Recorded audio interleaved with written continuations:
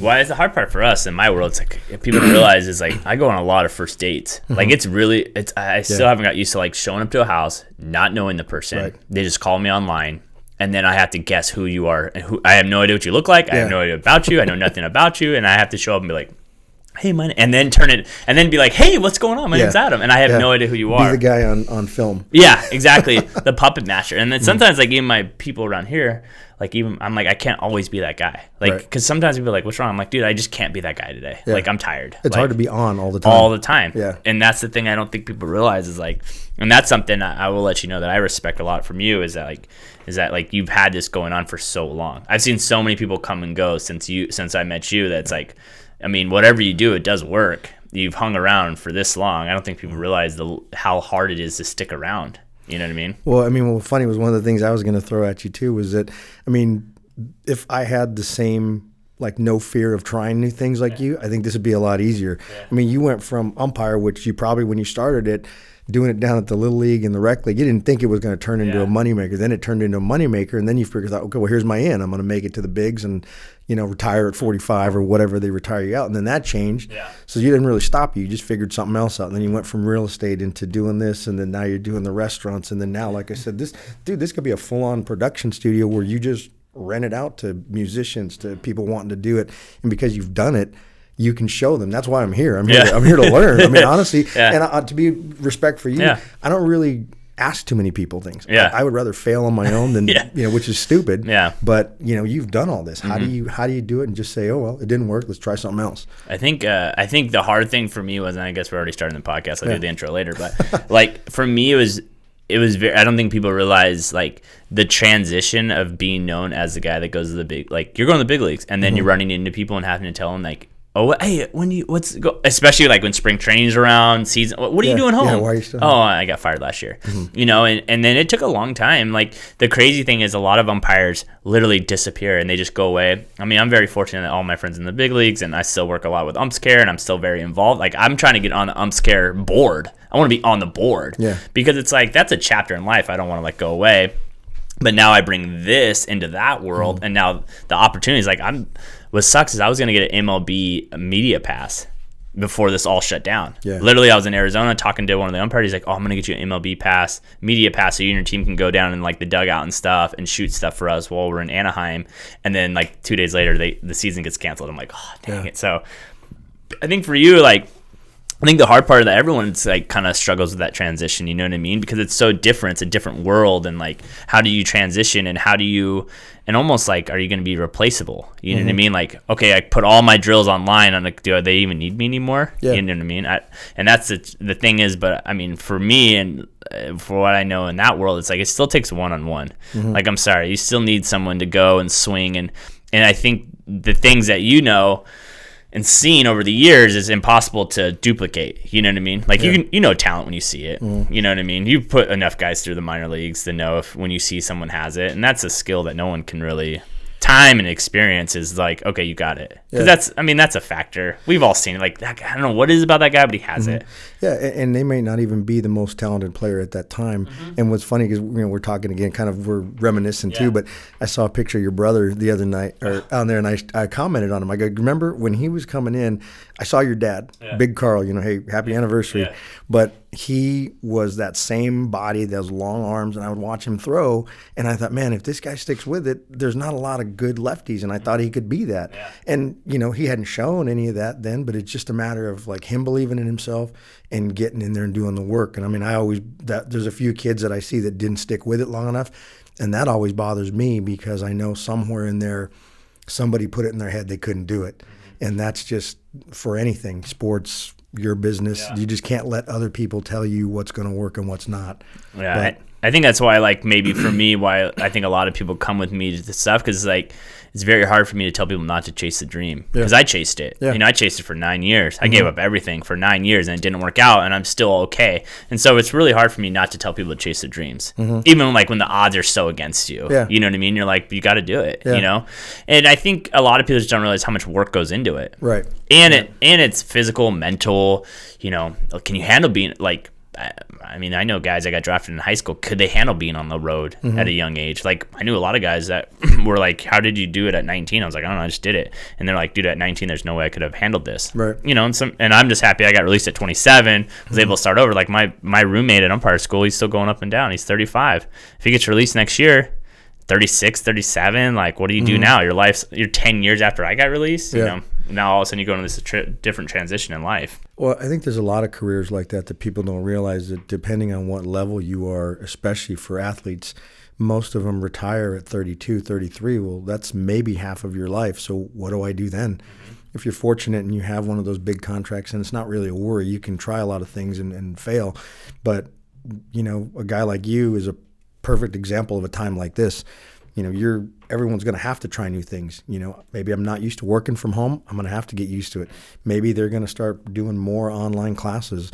Maybe all the colleges are going to do that because it's more price effective for kids to do that and not live on campus. I mean, there's just so many things that are going to change right now, and you're almost in a position where you're going to have to try some things and fail.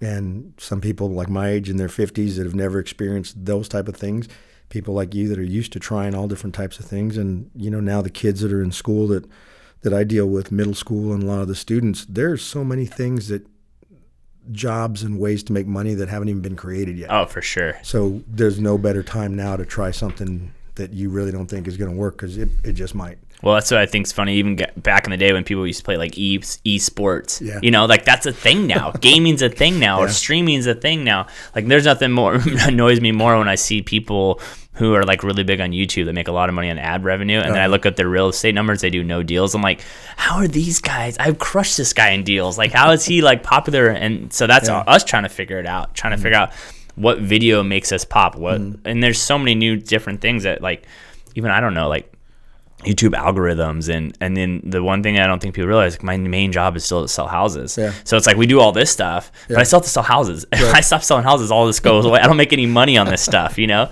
And so trying to figure out YouTube algorithm and trying to find people, like, I'm very fortunate I found 2 good video guys. It took me a long time to find those guys, you know? And then it's like I try to find a graphic designer, and then they stink, and then I got to fire them and bring them back. So probably like you, like, what is something you look for when you're trying to hire your staff to come in and train your kids? Well, one of the things is I don't necessarily go out and find them. I usually try to find or work with players that I've worked with in the past. John Chastain, who works with me as the head coach at Vista del Lago, I actually met John when he was 14, when he was a freshman at Notre Dame High School. And he played for me, and then we worked out while he was at Cal Baptist playing. And he was actually working for Enterprise when I ran into him after about 5 years. And we started talking, and, you know, I've always loved John. I love his family, known his parents. So I know he's a good person at heart, and I know that he knows when he and I worked together, it was never negative. It was never a work based on failure like a lot of baseball is. If things didn't work, we just try another way. There's always a way to get better, and he kind of really understood that. I always liked his temperament. He was very even with the kids. He was able to have fun with the kids. He was able to be stern when he needed to. He was just a good quality person. And I think Shane's the same way. You know Shane Martirosian. He played at King High School. He went and played 6 years in the Reds organization. He actually received a scholarship to UC Santa Barbara, but I started working with Shane when he was 7 years old. So again, I know his mom and dad, Carrie and Anik. I've known them since Shane was 7, so he's more family than he is an employee. But when he comes in and works, I enjoy the way he gives a different energy, the way he can adjust to the kids. And it's fun watching him learn how to create ways for the kids to come in and learn, because he has some 7-year-olds and they have some high school kids.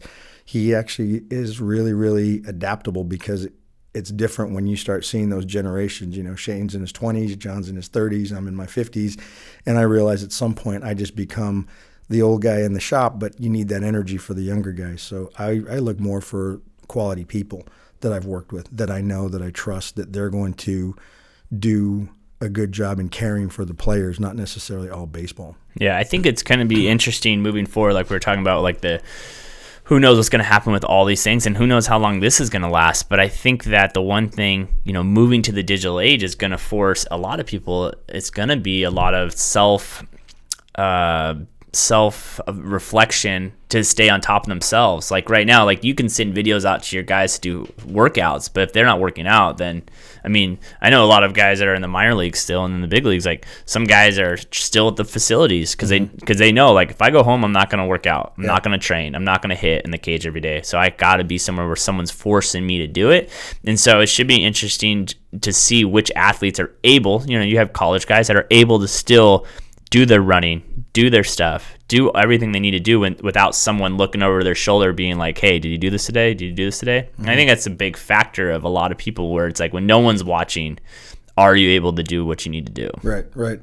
Well, what's interesting is that, and you know this, there's always that very hard side of sports. And when this gets back going, and it will, they're not going to give you 2 more weeks to get ready because everyone's focused around games. There's tournaments. There's things that other people are losing money on. So if you're a college athlete or even a high school athlete, say, for instance, your school season is finished, but let's say this all ends in June. Well, the next season starts right around the corner. We've just had 2 months off. I know you're not supposed to go and congregate. You're not supposed to go and associate, but you had something you could have worked out in your garage. You could have, and that's the hard side of it. Sports isn't going to wait. They're going to get back into it, and they're going to go, and you're going to have to figure out how to just jump right on that moving train and be ready. And I think some kids are going to learn that the hard way, and I think we may lose some kids.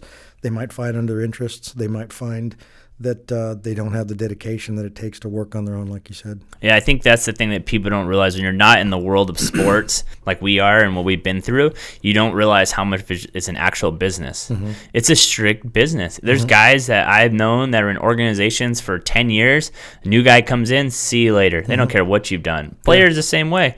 Loyal, good players, good this, see you later. Yeah. You know? And I think that's the thing that people don't realize is that the business side of it is something very hard to pick up, and realizing that no one's going to wait for you. They don't really care about you. Right. Like, sadly, they don't care. Right. You're an asset to them when you're an asset, and when you're a liability, you're a liability. And it's all business moves. And especially now, you know, obviously we're heavy in baseball, but it's crazy to see the transition in probably the last 7 to 10 years, especially when I was going through my life, how many business owners and business people are in baseball now that never played baseball. Right. And I think that was a big transition. Coming up probably before my time in the 80s, 70s, and 80s, a lot of people in the office were baseball people, played, or now it's like CEOs, computer guys. That's why analytics are so big. Right. That's why all the rules are changing that baseball people don't like.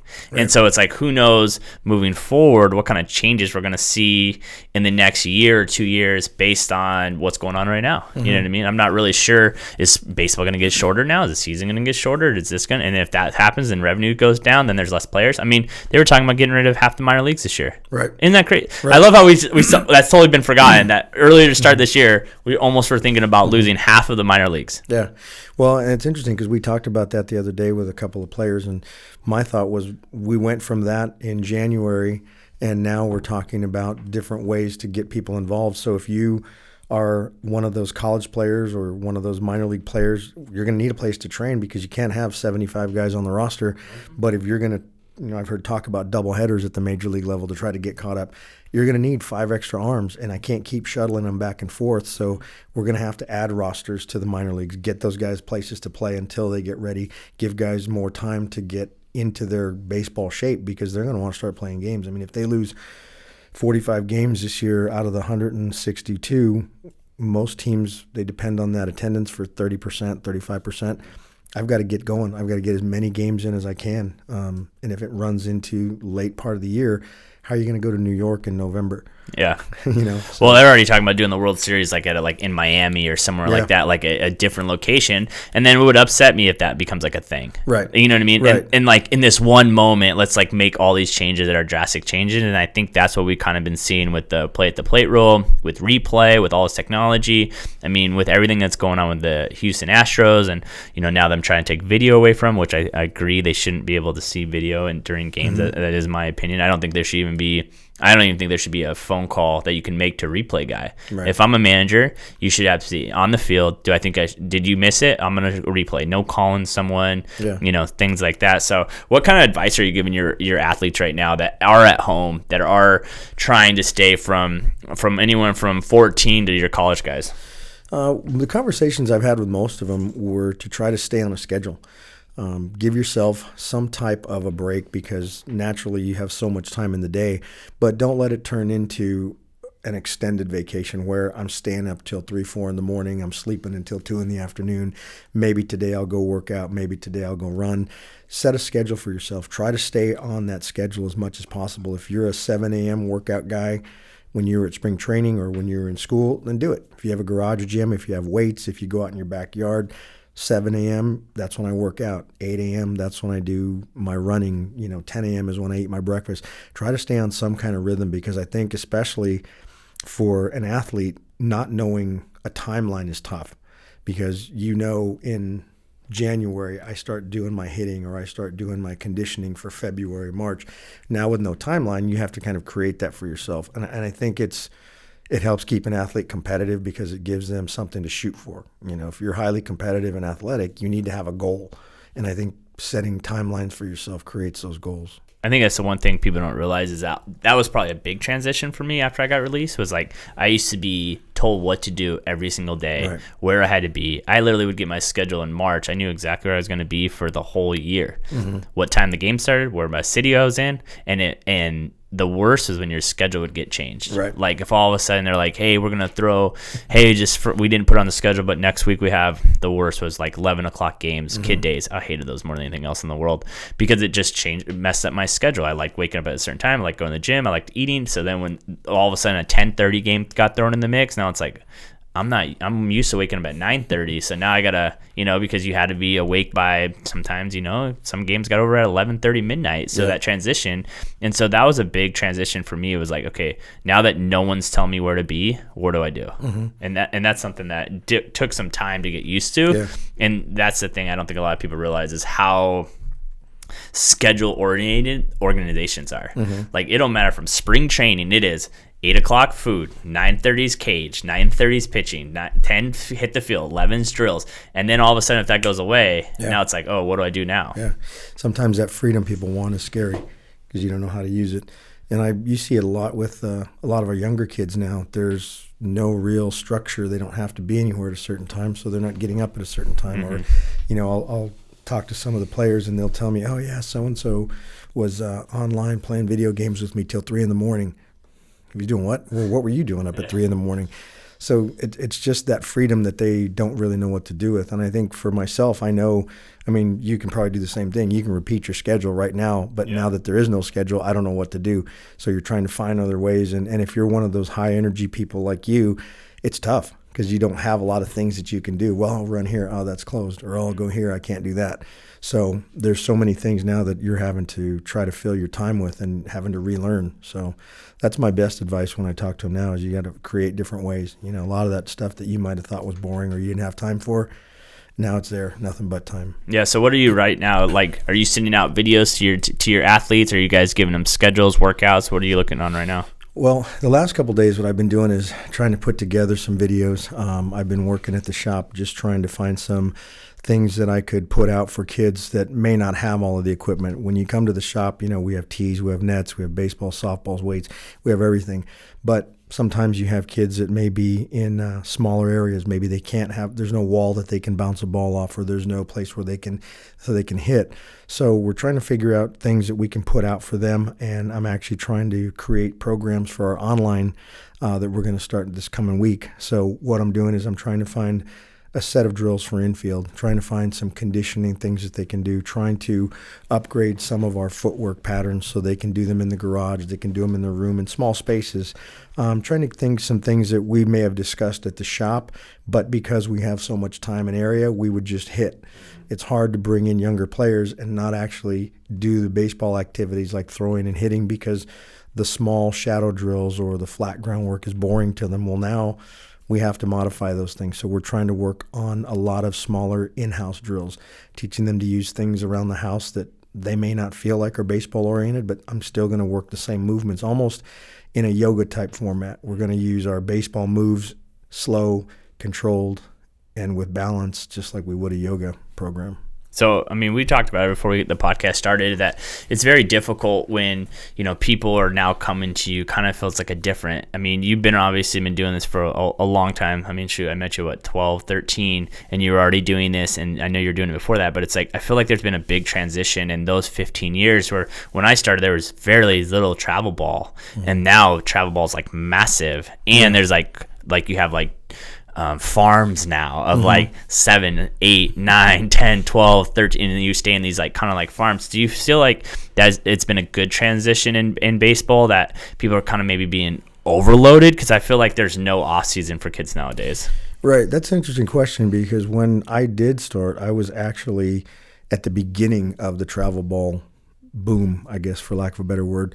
And when I was coaching in high school, there really wasn't any summer options. They would play a few games with us at the end, maybe in July before we came back. We'd usually take August off, and then we'd start in September. And then with travel ball, you have these kids that started to hear that playing more games was going to make me better. Well, in some ways it does, if you're one of those kids that maybe you didn't play a lot of innings in your season. But if you're one of the better pitchers or the better catchers, one of the positions that's really demanding, now I'm just adding to my body. And as you know, there's a reason that professional athletes, when those guys would come home, they would take a month off, let my body rest, let my joints rest, let my brain rest. And then I would gradually start working into it. But I didn't really start doing the baseball type things until closer to spring training. Well, now you've got these kids that are 7, 8, 9, 10, 11, 12, and they're pushing their bodies year round, which on that side, you think about it, isn't a bad thing, but they're not doing all the other things that would help them. They're not eating the way a professional athlete would. Their joints and their bodies aren't able to take that pounding. They're not sleeping the same amount as an athlete would, because that's not their full-time job.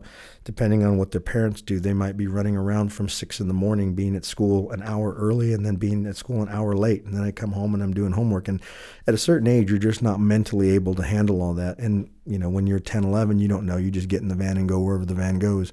So I think a lot of it is there's a lot of stress put on kids, and if they don't perform, sometimes depending on the home environment, it might be a little rougher on them than it is on some.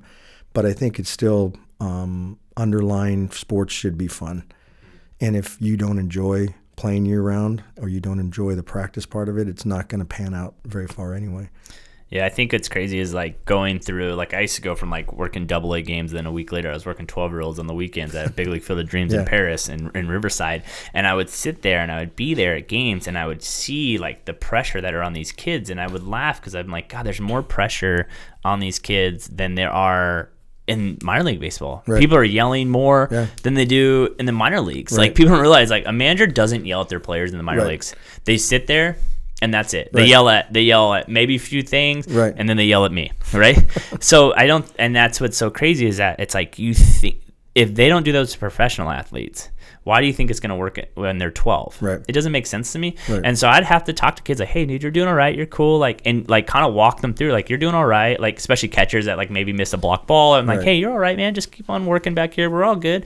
And it's crazy to think that like these parents don't even realize what they're doing to them. Mm-hmm. And the coaches don't either. Right. It's like we're having all these non-trained people try to be trained. Like just because you're able to, go to old school RBI town and print some jerseys, you're now all of a sudden on the level of coaching teams how to play because you played in 12 years ago. Right. And so I think that was like the one thing I used to always tell kids. I'm like, and tell parents, I would ask me, it's like, dude, just relax. They're 12. Right. They got a long time to go. Right. They have a long time to go in this. And it's just crazy that transition to how people don't realize how well taken care of these athletes are in the minor leagues. They have nutritionists, they have trainers. If one thing hurts, they don't play. Isn't that funny? Like in kids, like you're hurt, keep playing. In the minor leagues, dude, a pitcher tweaks something. All right, he's done. He's done for 2 weeks. Like because they look at the bigger picture than just this one tournament. Right. So what do you see? We obviously have seen this transition in sports, and especially in baseball.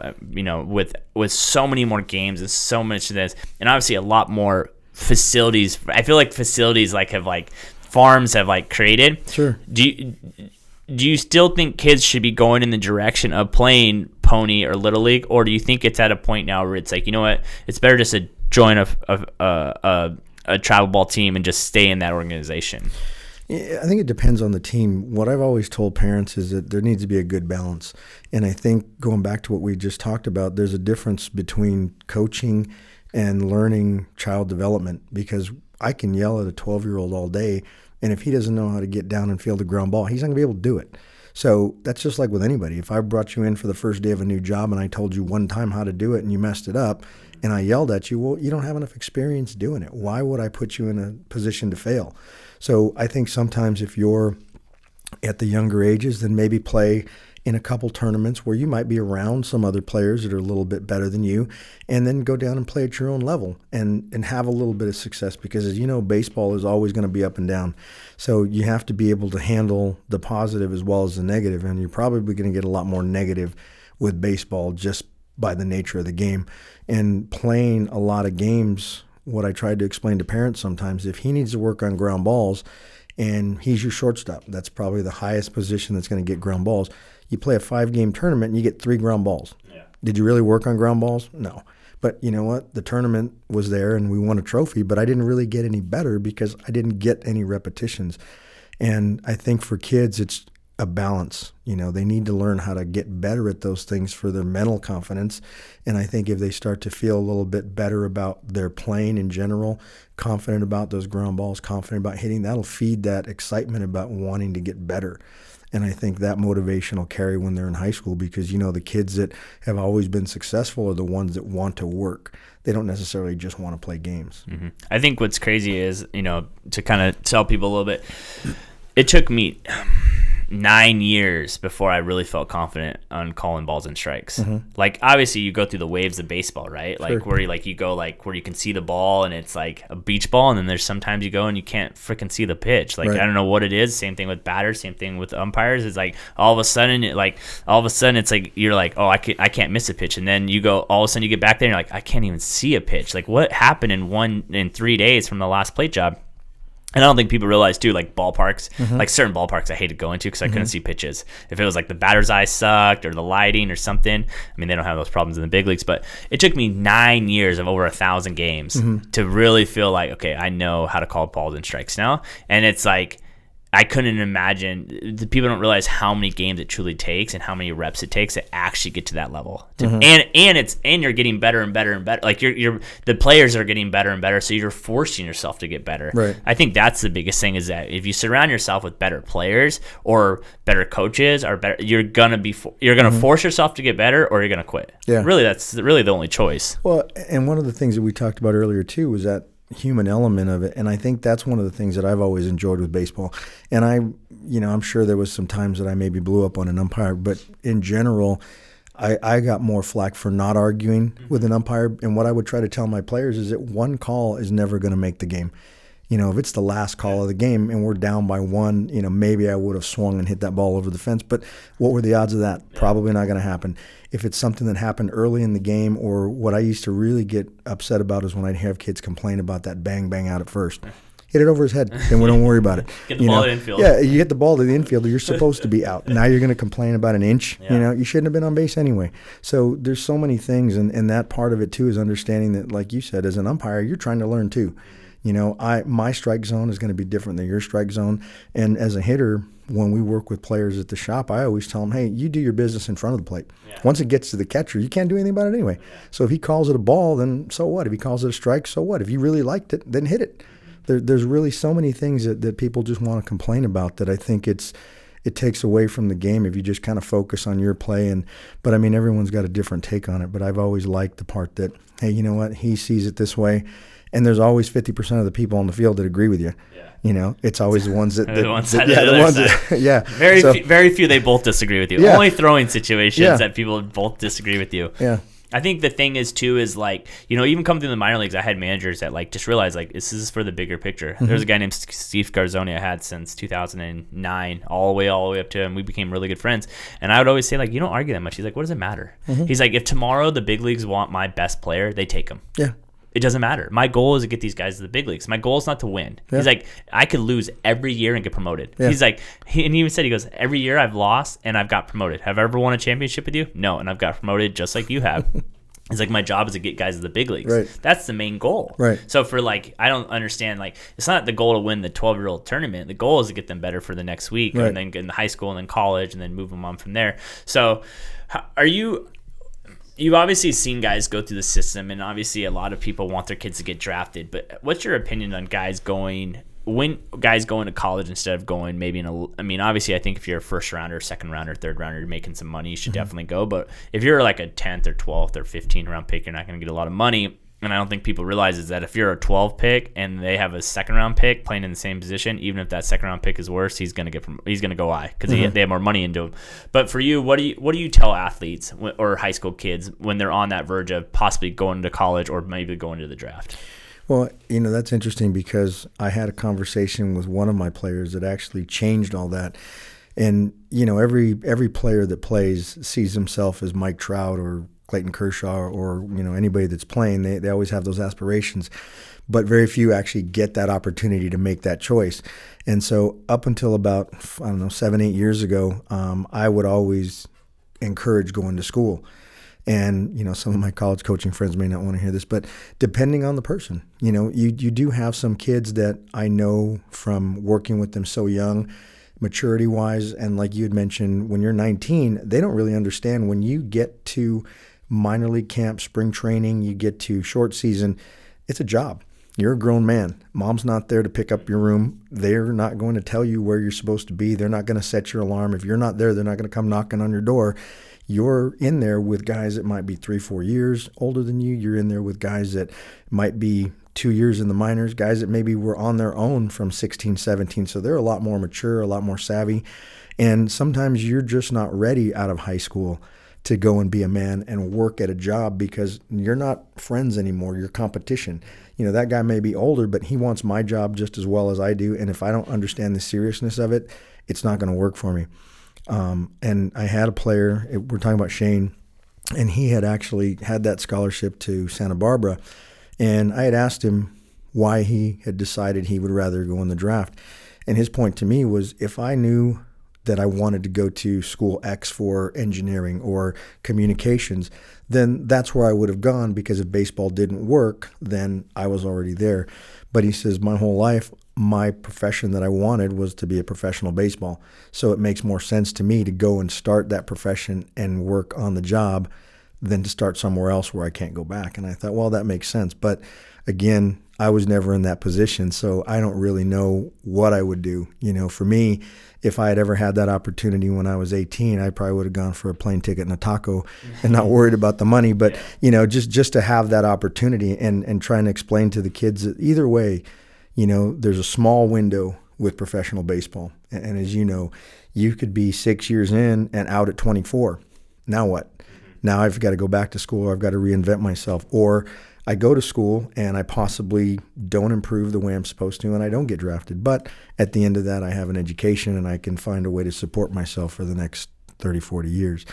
But it's all an individual thing, I think. And the information that I've given to scouts a lot of times when I've talked to them is more about the person rather than the player, because they see the player. But I would tell them, I think he probably needs 2 more years to mature. I don't know that he would handle the grind at this point. So it is an at-person decision. Well, I think the biggest thing, too, is I don't think people realize the mental game of it, of like, this is your live and die. Right. And everyone's there on the field living and dying and trying to scrap to a way to make to the big leagues. And a lot of us aren't, like, a lot of the guys aren't Trouts. They're not guys that you knew, or, oh, this guy's going to the big leagues. He has a huge contract. He's going to go. And so you're scrapping. And I remember all the time, I used to always, this is something a lot of people don't realize, when I would go into a series, I'd always look to see how that team's doing before going into the series. If they're 0-8, oh, it's going to be a testy series. Like, they're going to be pissed off. They're going to be grinding more. They're going to be, but if they're 8-0, like if they just won 8 straight, they're going to be more laid back. Same way with players. I mean, I knew players that were 0 for 21. I'm like, he's going to get ejected. I already know it. And it would happen. They would argue because now the pressure's building on them. Right. And actually, a little insider information, only on the podcast. There you go. It's right here. Yeah, right here. So, now that replay, and they're talking about doing the strike zone, right? One of the questions to the players is, can you handle not being able to blame anyone? If there is no umpire to blame for balls and strikes, and you then have a computer and you know it's perfect, can you handle knowing that you are screwing up, that you missed that pitch? Or as a pitcher, you did not throw a strike in the biggest situation. You can't ever say it was the umpire. Right. Can you handle that pressure? And that's pressure they don't know how to handle because there's always an scapegoat. And that's why I think after replay went on the bases, it's like then you had more throwing situations because they couldn't blame anyone else. Right. And so the question is, can players handle if there's strikes, they can't blame anyone on balls and strikes anymore? Yeah. Now the pressure is completely on you. When that interview comes to you at the end of the game and you blew it, could they handle saying, hey, you what happened to that 3-2 pitch? You missed it. And then they can't be like, oh, well, the umpire. It's like, no, it was you, man. Yeah. Like, are you blaming the computer? Yeah. You're going to do a Kurt Schilling and take a bat to it like you did in Arizona that one time? Well, I mean, even then, now, if you listen to NFL games and they talk about how they can call holding on any play, it just depends on who you're watching on the line. And at the major league level, if you watch enough games, you see there's not a lot of balls that can't be called strikes. Yeah. They don't miss by 2 feet very often. So, you're really arguing about a day-to-day because as you rotate those umpires, some guys might like right and left, some guys might like up and down, and you just have to adjust. But again, like I was saying, as a hitter, you're aggressive and you do your business in front of the plate. If I'm waiting until after, then it's 50-50. So I might as well just focus on the balls that I can hit. And, some days it goes your way, some days it doesn't, especially when you're in the majors and you're getting 600-700 at bats a year, you're not hitting 700. Yeah. You're going to miss a lot more than you're going to square up. So it's just one of those things where I like the umpires that are there. As a spectator watching it, I like that element of seeing that guy get rung up in a crucial situation or seeing that guy hit a bad ball that would have been called a ball, and nobody can really say anything because he just took that ball that was out of the strike zone. So there's just so many things that it adds to it, and I think if you get it to be where it's too mechanical, it's not going to be as exciting. I don't think it's going to flow. And I think that people don't realize too is that it's interesting to think that the higher you go up, the easier it is. Yeah. Meaning, like, what people don't get by that saying is, like, it was awful when you're in A-ball because it was like the level of talent was so all over the place. You had guys that were really, really good, or you had guys that were good, but maybe had really good talent, but they weren't that. And so I used to always tell people it's harder. I'm like, it's harder to work 12-year-old games than it was AAA because, like you said, guys don't miss pitches that much, so everything's around the zone. It was very difficult when I was in the minor leagues in A-ball when there was some guy, the Dominican, that throws 99, and it's like, and then popped at the knees, and you're like, oh crap, that's a close pitch. And so I think the higher you go up, the easier the ball gets. Because everyone's more talented around you. Well, and it's interesting too. If you watch games, we've talked about this with some of our fielders. If you watch a ball game at the major league level and you see those ground balls, it's almost as though they know where that ball's going to be and it looks choreographed. But then if you go to spring training, like you've been, and you watch those backfields where the guys aren't as clean and you see them boxing balls up or butchering them, you know how many times those guys are out early and then stay late to get extra ground balls, and it still comes back to repetition. So when you see that ball that looks choreographed on TV, that's because there's 10,000 other ones that didn't, and that's what people don't see.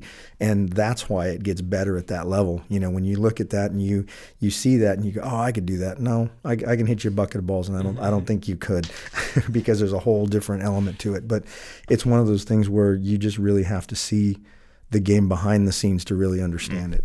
So I want to ask you this question. Yeah. So obviously you've been doing training kids for a long time. You actually have the skills to get guys drafted. I mean, it's not like you just have one. You have multiple guys that have been drafted, especially out of Riverside, which is, I mean, it's a big town, but it's not really known as a huge baseball town. What was the reasoning never to go? Because we have our buddy Brian who got into the Angels or Rockies organization, then the Angels. Right. He's still in the Angels, right? Yeah, Brian. He actually was at AAA this year. Oh, was he? Was the hitting coach there? Yeah. What a story that guy had. Yeah, how about that? Literally, Modesto, 2010, he was videotaping guys in the stands and sleeping in the ballpark. Even farther back, he's working with you at RBI Town. Oh, at RBI Town, exactly. It's actually pretty crazy when you think about, again, off topic for a second, how many people in just Riverside are paths crossed. Like him, then Daniel, then Mike Jones, and then, what was the other guy that played for the A's? What was his name? Herb. Herb Hudson. Yeah, Herb Hudson, right? Funny Herb Hudson story. So me and Herb were in rookie ball together. He was in the A's, and I go, he's like, hey, you should come to LA Fitness, play some basketball. I'm like, dude, you're gonna hurt yourself. Nah, man, nah. Literally 3 days later, I saw him like, you ain't playing today? He's like, no. He's like, I rolled my ankle. I'm like, doing what? Running the bases. I looked at him. He's like, I was playing basketball. I was like, I'm an idiot. But And we used to always have a joke, who's going to make it to the big leagues? I at least outlasted him. I don't know. I didn't make it to the big leagues. But so going to that question, why did you never kind of pursue maybe the chase of going to the minor leagues and going to that? You know what? I get asked that all the time, and it's an easy answer. I wasn't that good. So, I mean, the funny part is if you think about it, guys like Brian or guys, a lot of the coaches in the minors or a lot of your college coaches, they may never have gotten to that highest level, but because of the way you had to approach your game, you were forced to learn a lot more. You were forced to really understand those drills, understand the repetitions, and try to maximize the limited athletic ability that you have, because there's more guys playing at the major league level, I would say right now, through hard work than there are through natural ability. There's those guys that are just gifted with tools that no one else has. Your Bonds, your Griffey, those kind of guys that just have skills that most human beings don't have. But a lot of those guys are there because they're grinders, endless amounts of hours off the tee, tons of repetitions on ground balls, running, learning how to get stronger, always reevaluating their mechanics and their bodies and things like that. And, the good thing or the bad thing, I've had this same body since I was in high school. So it's not your prototypical baseball body. So, I actually was really fascinated with the thinking part of it early. I always liked to watch and listen to what the coaches were saying, whether I followed them or not, but there was always a lot of smart baseball people around me when I was growing up, and I was fortunate to listen to a lot of them. And I started watching how they went about talking to players and listening to when they would yell at someone else that wasn't me. And it was more out of, man, if I don't make that mistake, I don't want to get yelled at, so I'm going to learn and pay attention now. And so then as I started watching players come up, I started just kind of observing and seeing things that didn't look right. And I think that's one of the things that I've helped now with the scouting end of it. I do a fairly good job observing baseball. I can see things like we talked about earlier in certain players that I've seen in successful players, whether it just be movements of their hands or the way that their body moves or their body position or the different things that they can do that I've seen really good baseball players do. So I think I've been fortunate that my eyes and my observation skills far exceeded my athletic ability. Yeah. So we've obviously seen like a big transition. Like you said, you got into it right when the boom of travel ball happened. Right. And now, it's becoming more of like a year-round thing, and there's like camps and all this stuff. Where do you kind of see youth baseball and high school baseball and those kind of things transitioning in the next 5 to 10 years? That's one of the things that I've talked with some coaches about, and I've talked with a lot of players. There's, depending on what school you go to, because I get that question a lot, can my son, even at 9, can my son play in high school? Why? I don't know if he's going to like baseball when he's in high school. But there's some schools where you just have more players that are involved in training. Now there's so many people doing fitness. There's so many people doing nutrition and meal prep and things like that. So if you want to be working like a professional athlete, you can, even at 10, 11, 12, 13. But there's also those places where you have to develop. And what scares me sometimes is that there's a lot of players getting the information now, which I'm very fortunate because of the business, but there's a lot of guys doing what I do. So the level of baseball at the lower levels is getting better. So it's almost as though if you're a player that just maybe likes multiple sports, you can't really decide late that I want to jump into baseball. Those kids that would get to high school and they decide, I think I want to try baseball. I kind of like baseball. You don't really have that opportunity anymore because there's guys that are coming up with you that have been playing, 300 days for the last 10 years, and you're behind already. So I just think the game's going to get better because a lot of the information that is out there for kids. I mean, if you don't have access to someone, now there's online. If you don't look at lessons online, there's all kinds of things on YouTube. Everybody's got a video, everybody's got a drill, everybody's got something that you can absorb to learn. So I just think the game is going to get better, and I think the opportunities for kids is going to be more competitive. It's really going to push them to drive themselves at a younger level, which I don't know that's necessarily a good thing. Motivation and drive is good, but how they're getting pushed, the support systems may not always be there by the adults. Yeah. And then so obviously that you're seeing that transition. So what transition are you going to be making, especially now with what's going on with it's society right now with quarantine and all these things? Obviously we still need to be people training and stuff like we talked about. When baseball is ready to go, it's going to be ready to go. So what transitions are you guys making at the shop to kind of move forward in this new age of technology? Again, I know Shane has been doing some videos, some training videos online. John and I have done some instructional videos on the field before, and I know we're going to focus on doing some online one-on-one lessons. We're also going to actually start doing some group training online, maybe just more of the small internal drills.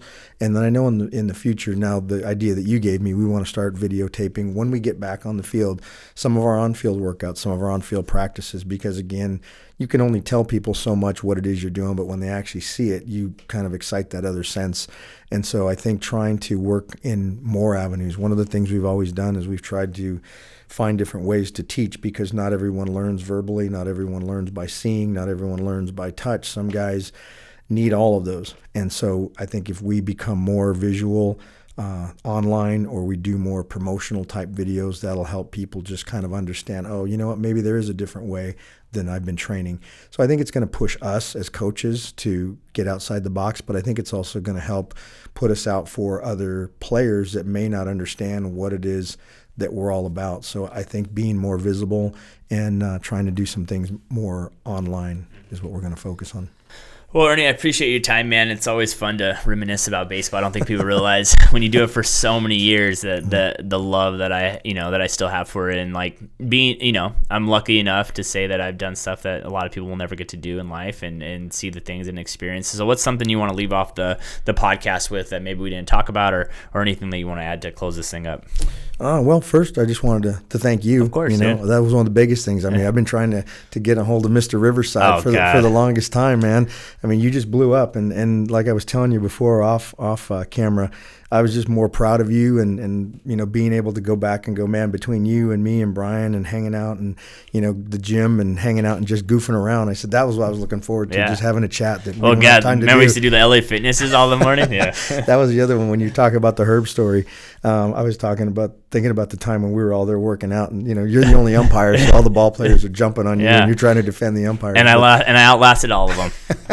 None of those guys can say they got as high as me. No, but I mean, again, thank you. It was a good time. I know, I'd like to do more of these in the future, sure. And you got a really good setup. So thank you. I think maybe you get some recording guys in here. Anybody wants to do a rap video, Adam's your guy. But I appreciate the time, man. And remember, guys, you can always find Ernie online. What's your Instagram? It's at E29 Baseball, or at Ernie Ramirez. And his shop is located off of Van Buren, right by the 215 freeway. So if you're in this area, it's reachable by all freeways, Moreno Valley, Paris, all these things. Actually, I only know of you and one other cage in this area that's indoors. I don't know of anyone else. Yeah, I don't know that there's too many. I know there's probably a few more that I get to, but now there's so many that pop up. But we're right off of the 215 at Cactus. Now you got the In-N-Out right by you too. Yeah, that's gonna be bad for you. Oh my gosh, that just opened up yesterday, and the kids were coming and telling me how crazy it was. Oh really? Yeah. I was in Utah, Salt Lake City, the first time it ever opened up in Utah. Dude, the line was like 3 hours long. Yeah, I'm like, this is ridiculous. I think that's what it was yesterday too. So, all right, man, appreciate it. Remember, guys, if you need anything when it comes to training, baseball, anything like that, please, with anything we talk about in this day and age, we're moving forward in a world where anyone can act like they know what they're talking about, but you actually need to work with the true professionals, because if your kids are so important to you and your athletes and the dream, you gotta work with true people that know what they're talking about, that have actually been around enough to have the track record that someone like Ernie has. So until next time, peace.